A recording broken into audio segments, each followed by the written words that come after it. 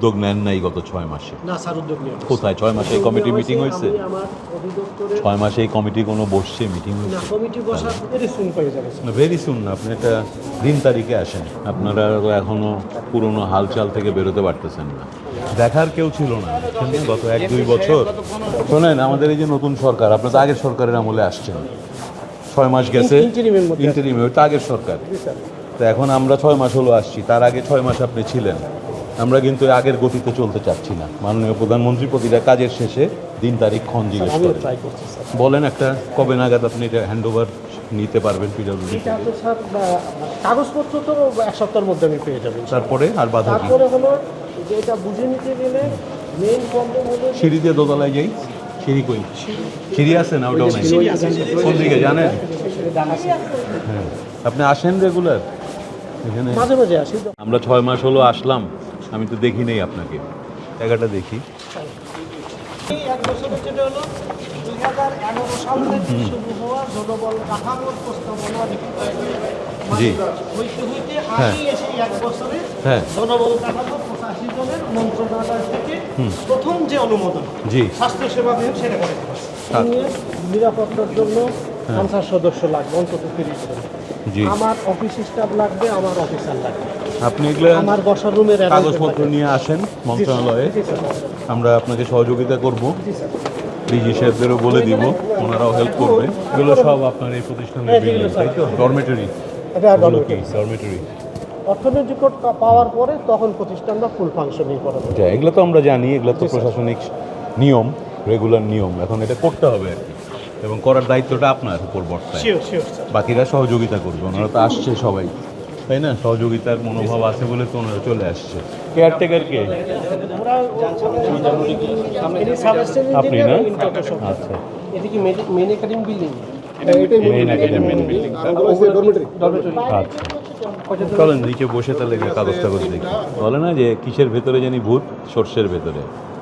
তা আমাদের ব্যবস্থাপনা, স্বাস্থ্য ব্যবস্থাপনা আসলে একটা সংকটের মধ্যে আছে। আমাদের 500টা উপজেলা হেলথ কমপ্লেক্স, এত হাসপাতাল, মেডিকেল কলেজ, এটার ব্যবস্থাপনায় সমস্যা হচ্ছে বলে আজকে এই অবস্থা। আমাদের অনেক কিছু আছে, এই হাসপাতালগুলো তো আমাদেরই, দেশের টাকায় তৈরি। ওষুধ যে আমরা পাঠাই হাসপাতালে দেশের, কিন্তু এই ব্যবস্থাপনা নাই, প্রশাসন দক্ষতা নাই। এই কারণে কিন্তু এই প্রতিষ্ঠানটা তৈরি করা হয়েছে, যাতে এখানে আমরা স্বাস্থ্য প্রশাসনের কর্মকর্তাদের এনে ভালো করে প্রশাসনিক দক্ষতার জন্য প্রশিক্ষণ দিতে পারি। তো এইখানে আগে ব্যবস্থাপনা ঠিক করেন, হ্যাঁ, গতি বাড়ান। এই যে তাড়াতাড়ি ভবনটা নিয়ে আপনার বাকি জিনিস প্রশাসনিকভাবে করতে দেরি হলেও আমরা কিছু কোর্স এখানে চালু করব, নিপসমের সহযোগিতা নেব, ওনাদের ফ্যাকাল্টিরা এসে কিছু কোর্স করাবে। আমাদের সিভিল সার্জনরা আছে, ওনাদেরকে কিছু ট্রেনিং দেবো আমরা। তো আমাদের এটা নিয়ে উৎসাহের কোনো শেষ নাই। আপনিও এখন থেকে চালু হয়ে যান, তাহলে আমাদের প্রক্রিয়াগুলো শুরু হবে। আমাদের এমপি মহোদয় নিজে আসেন, সব রকম সহযোগিতা আমি নিশ্চিত ওনার থেকে পাবেন। হ্যাঁ, ওনার সঙ্গে যোগাযোগটা বাড়ান, ঠিক আছে? তাহলে চলেন আমরা ওদিকে যাই। প্রত্যেক ফ্লোরে কয়টা করে? 3টা।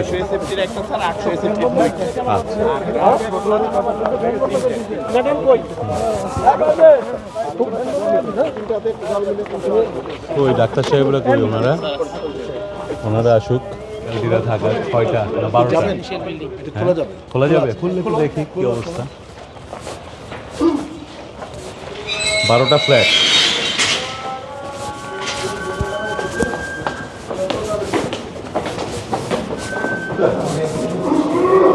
জি জি, এটার মধ্যে কি দেখি? কি এটা? কমিউনাল না যে কাজ কাজের মান তো খারাপ হয়েছে, হ্যান্ড ওভার দেওয়ার আগে গ্লাস ভেঙে গেছে। ঘরে বাংলাদেশ এটা কথা হলো, কথা আওয়ামী লীগের সময় আওয়ামী লীগের কাজ তো এরকম না এটা ঘরে ভেঙে গেছে, এটা হইলো না হ্যান্ড ওভারের কাজের মান ভালো না। আমরা তো জানি দিকে স্বামী যে সম্রাট, কেতন সম্রাট, তার ভালো কাজ করছে, ওরা তো ভালো কাজ করার কথা না। যাই হোক, এগুলা তো বিগত দিনের, এগুলা তো আর এখন বলে লাভ হবে না। এখন এগুলাকে ঠিকঠাক করতে হবে।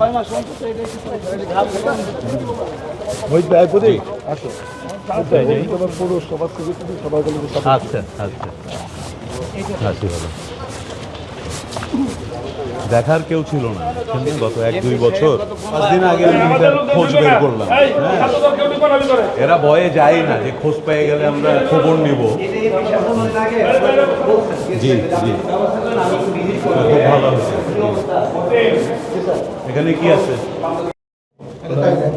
স্যার? রেডি, একটু ঘষা মাজা করে আপনি কাজ শুরু করাইতে পারবেন।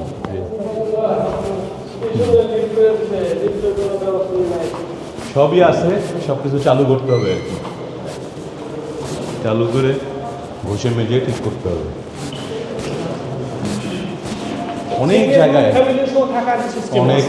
অনেক জায়গায় এরকম স্থাপনা বানায় চলে গেছে, কোনো কাজকর্ম নাই। হ্যাঁ, কিন্তু এলাহি আয়োজন, এলাহি আয়োজন। এটা কি? আচ্ছা, সেটাই এলাহি আয়োজন। রুম আছে, কিচেন আছে, বাথরুম আছে।